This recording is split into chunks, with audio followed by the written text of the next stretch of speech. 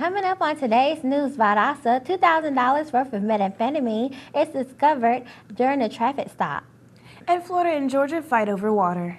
Claire Contavita has our weather, and Ariana Deans will bring us local sports. Your news, Valdosta, starts now.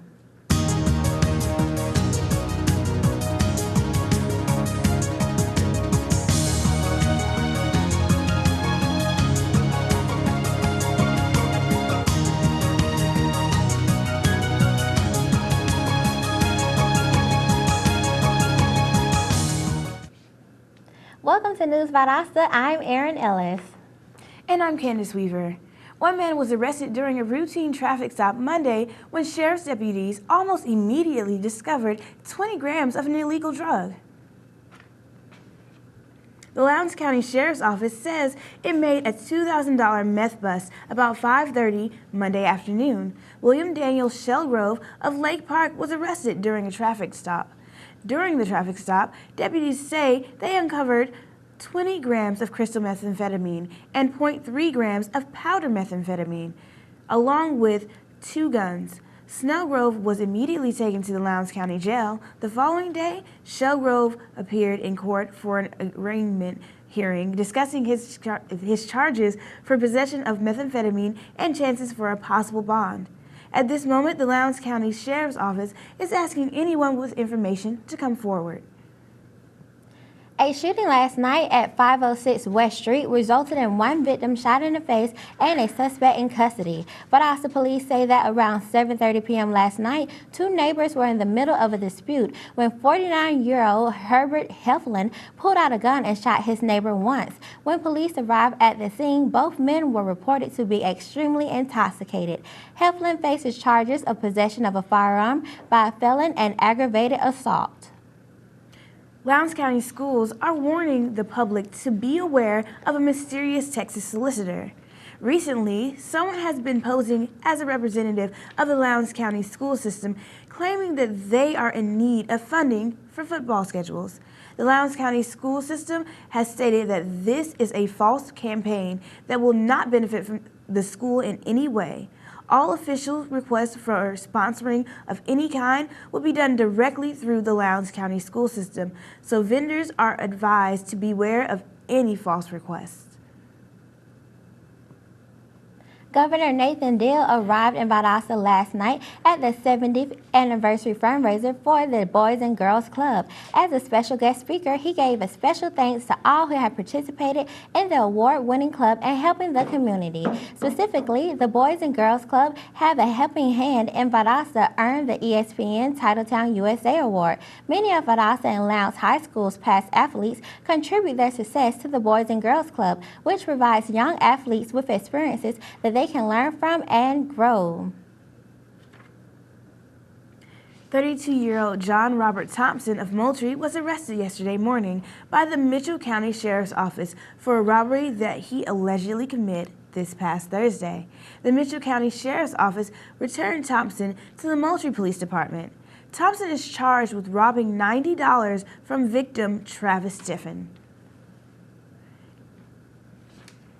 Deputies say a Colquitt County resident, Evelyn Moxley, was taken to the emergency room after suffering an injury to the head in an incident of domestic violence. The deputy said he found Moxley lying on her porch after a male family member allegedly pushed her, causing her to fall and hit her head. After attending to Moxley's large bump on her head, Colquitt Regional Medical Center released her. Moxley decided not to press charges against the suspect, and he was immediately evicted from the home after the domestic violence reportedly occurred. The United States Supreme Court is still trying to settle a dispute over water between the states of Georgia and Florida. Florida filed a lawsuit against Georgia, stating that Georgia is restricting the amount of fresh water flowing from the Apalachicola River into the bay, a place of economic revenue for fishermen.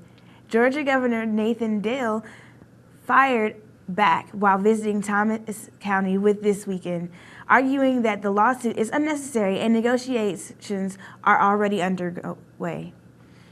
Governor Deal is also trying to focus on his own state, which is having its own economic issues in the South. Deal says he's trying to create more jobs in South Georgia in places like Thomasville, which is receiving a new mental health service center.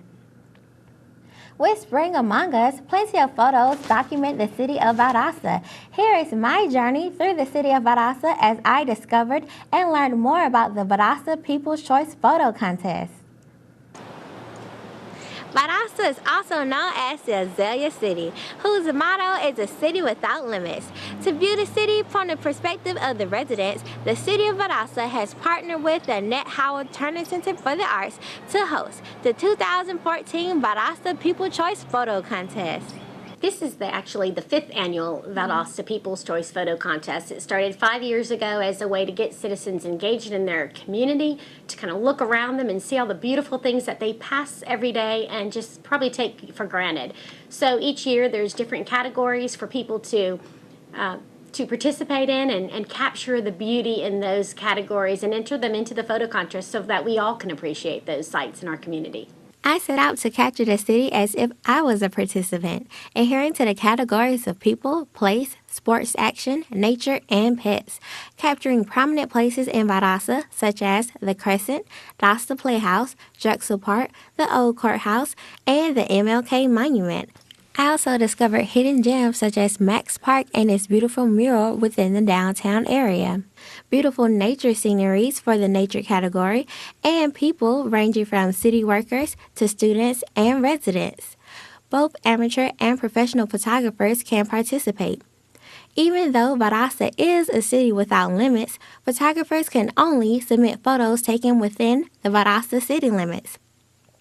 The entries will be displayed at the Nat Howard Turner Center for the Arts from June 9th through July 11th, with announcement of winners taking place on July 18th at 5 p.m. The deadline to enter is May 30th, 2014. For more information, visit ValdostaCity.com, and good luck on exploring the city and showcasing it from your point of view. When we come back, efforts are still being made to fix a wastewater spill in Valdosta. And we'll look at some innovating comics with reporter Joshua Harold, so don't go away. What will you find at Valdosta State University?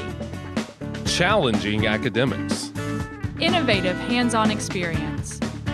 Over 100 fields of study. Engagement in a vibrant community. Caring mentors and friends. Service and leadership opportunities. Championship athletics. The full university experience at Valdosta State University.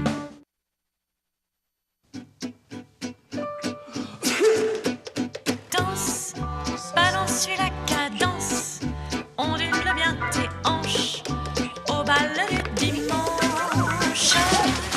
Danse, que la fête commence. Dans ma belle robe blanche, je suis ton chou. You didn't give up on sex. Don't give up on birth control either. There are more methods than you think. Find yours at bedsider.org. Welcome back to News Valdosta. The City of Valdosta Utilities Department has determined that the wastewater overflow from a bypass pump resulted from equipment tampering Friday night. The vandalism led to a major spill of approximately 20,500 gallons of wastewater. The bypass pump has been under repair since mid-February. Bypass pumping will continue to transfer the wastewater from damaged pipes to another sewer line for proper treatment. Meanwhile, lime has been applied to the area for disinfection, and warning signs have been posted at the site. Citizens may keep up with the sanitary sewer system improvements projects by visiting valdostacity.com/utilities. Researchers claim to have developed a simple test that detects the date rape drug gamma-hydroxybutyric acid, or GHB, in drinks. GHB is a central nervous system depressant and is most commonly used date rape drug. GHB is colorless and odorless, making it hard to detect. Researchers created a fluorescent compound that, when mixed with a spiked drink, will cause the drink to change colors within 30 seconds. One of the many ways to protect oneself against date rape drugs is to not accept drinks from other people. Comics are an older mass medium that has not only been able to stay relevant, but remain in the forefront of multiple forms of entertainment. With more on this, we go to our News Valdosta reporter, Joshua Harold. I'm here at Cool Comics today to determine why characters first penned in the 1930s and 40s are still relevant today, why they're getting movies made every year, they're making big money, and why comic books are coming out every week.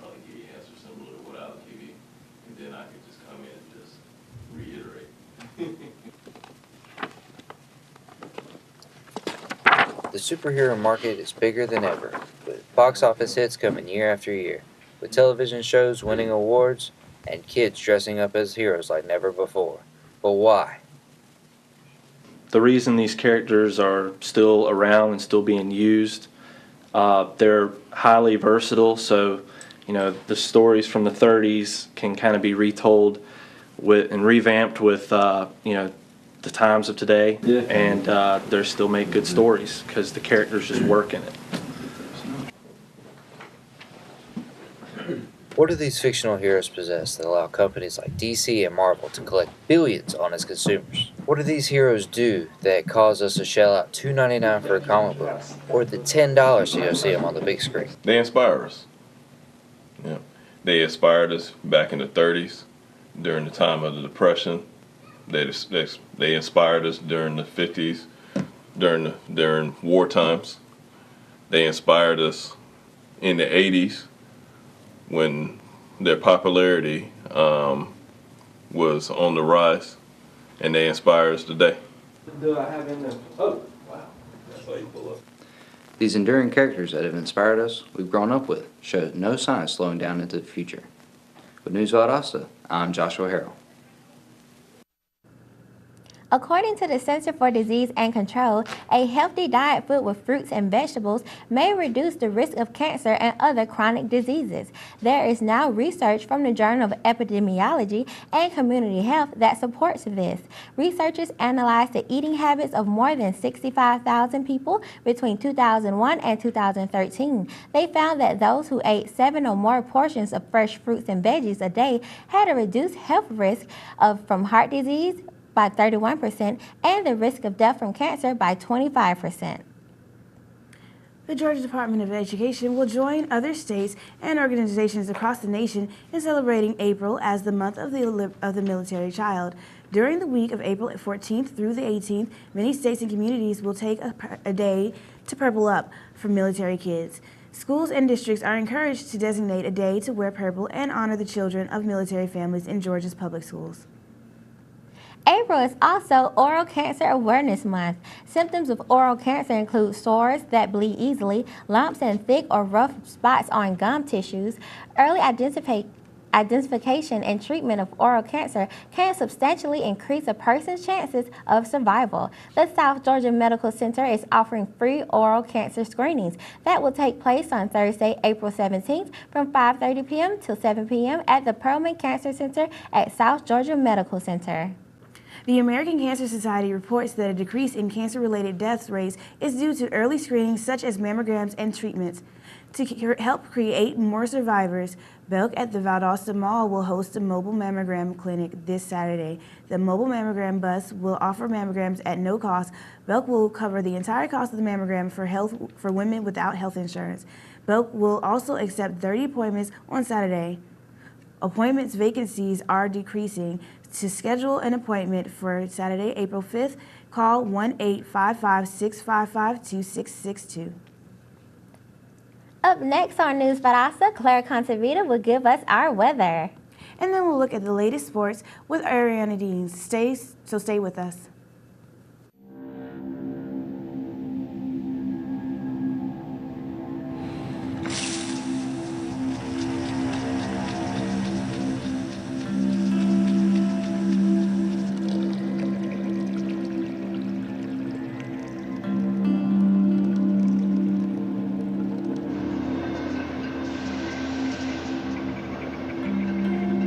When some people struggle with their mortgage payments, they become frozen, petrified.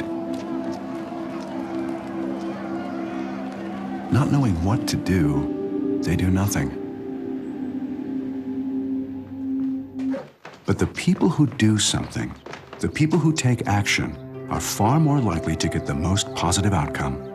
Making home affordable is a free government program. Call now to talk one-on-one with a housing expert about the options that are right for you. Real help, real answers, right now. Welcome back to News Valdosta. It's a beautiful day. Let's see if we can keep it that way and check in with weather anchor Claire Contavita.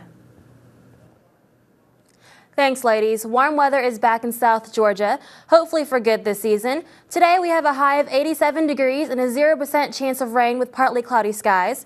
Winds are very light at 7 miles per hour and humidity is very low at 49%.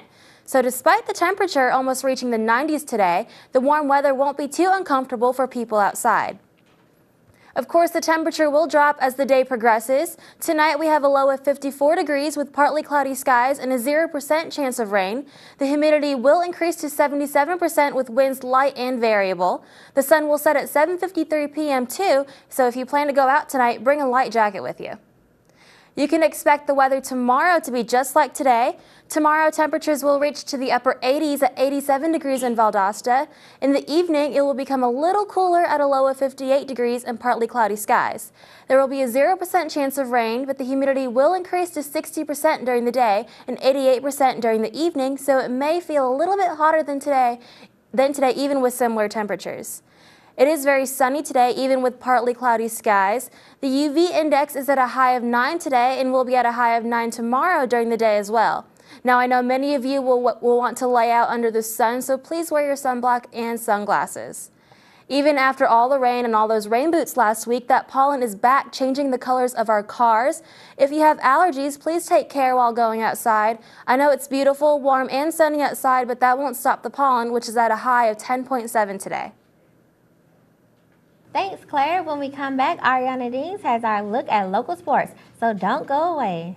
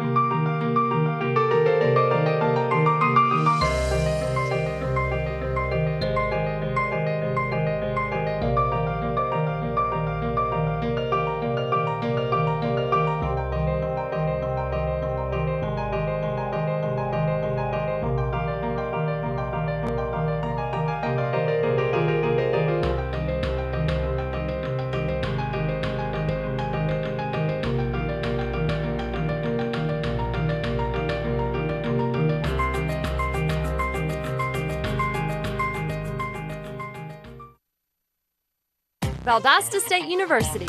Encouraging. In-depth inquiry. Hands-on experience. Service and involvement. And a global view. While offering a beautiful residential campus. Over 100 fields of study. Graduate and online degrees. And championship athletics. All in a warm and friendly community. Get connected and involved. Do more.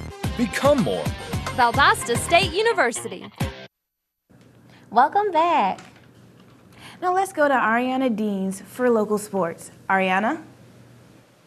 Today in baseball, the Region 1A 6 leaders will take action against the Fitzgerald Hurricanes. The Coffee Trojans are leading the pack by having a region record of 4 wins and no losses, but the Trojans are struggling with the non-region play, with winning 1 non-region and losing 6. The Hurricanes have already beaten the Trojans in a close game of 1-2. The Trojans will play again next week. In baseball news, Crisp County and Worth County met on Tuesday, and Crisp took a win of 6-1. Junior Stuart Tyler struck out 12 in the 5th inning, and after Crisp County Cougars moved in 10-0 in Region 4A. Tyler had 2 hits and unearned run to get the win. Both teams will be on the road next Monday. Crisp will travel to Hardaway, while Worth plays Backenton. In more baseball news, Caro jumps to an 8-0 lead after 3 innings on their third way to 13-2 win rule game. The game was called in the 6th inning with the Syrup Makers ahead by 11. The Syrup Makers will host Daughtry County Monday. The Tornadoes will host Terrell County Wednesday. Local Major League Baseball player Stephen Drew will not be on a major league team in the start of the 2014 baseball season. Drew is a native of High Harrah, alumni of Lowndes High, and has played in majors since 2006. Last season, Drew was the 6th of the World Series, helping the Boston Red Sox win the World Series. The way the teams are shaping up in the new season, it looks like Drew might be at the end of his career. In soccer news, Lowndes starting lineup singer Addie Boschik took forward position for the first time in her high school soccer career Tuesday night. Her performance ensured that it will not be her last. Boschik scored the first 4 goals and led the Vicats to their 10th win of the season, defeating the Coffee Trojans 9-0. Days after former Lowndes High School star and FSU football player signed with the St. Louis Rams, he found himself back in jail in the Lowndes County Police Department. Reed was arrested on West Alden Street during a traffic stop. He was arrested in violation of probation and had an active arrest warrant. After FSU released him, he signed with VSU football team, but never played due to an injury. Both universities and the NFL team declined to comment on the incident. Are you an animal lover? If you are, you'll want to learn about this important Humane Society event at the local animal shelter. So don't go away.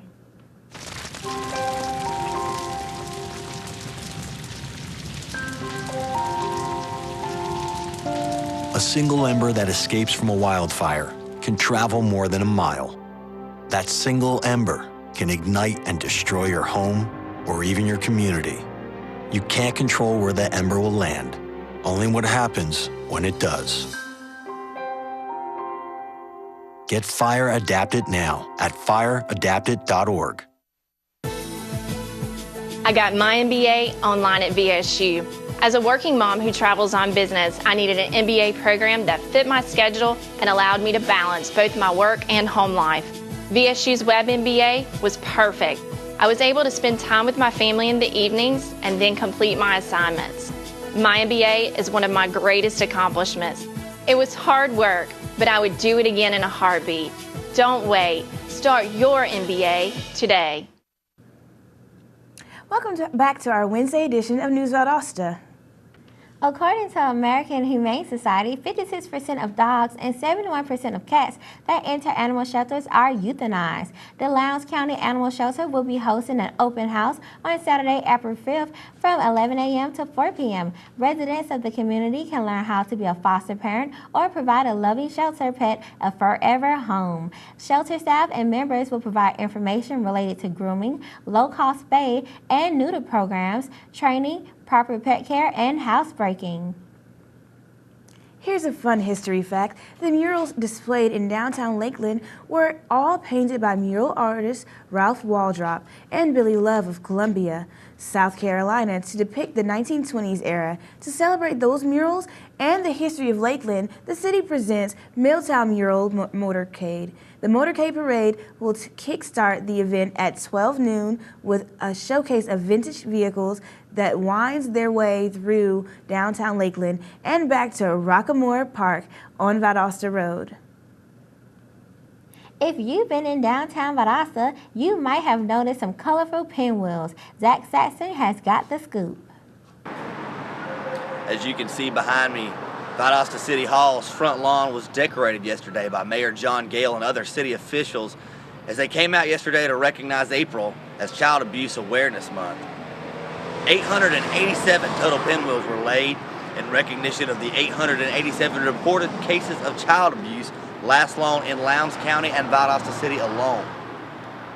Mayor John Gale and other city officials are urging the community to come together in this effort to lower this number, saying it is way too high for his satisfaction. For News Valdosta, I'm Zach Saxon. Back to you guys at the news desk. Thanks for watching News Valdosta. I'm Candace Weaver. And I'm Erin Ellis. Join us again tomorrow.